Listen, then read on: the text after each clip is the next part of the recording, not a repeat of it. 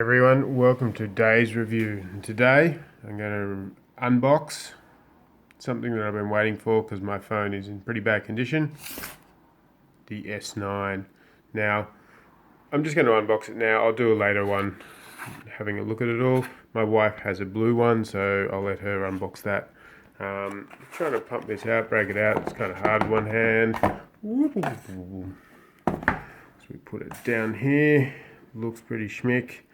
Everything looks kind of nice. I've got the old S7 in my hand here doing this filming, so it's going to be a bit of difference.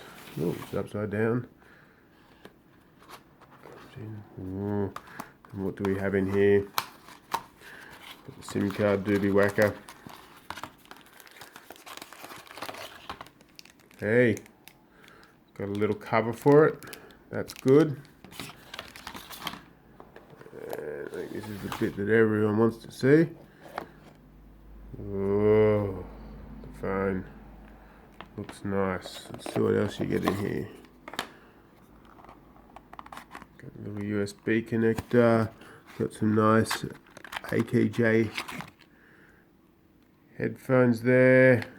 Nice quality. You got your USB-C charging. Got the fast charger.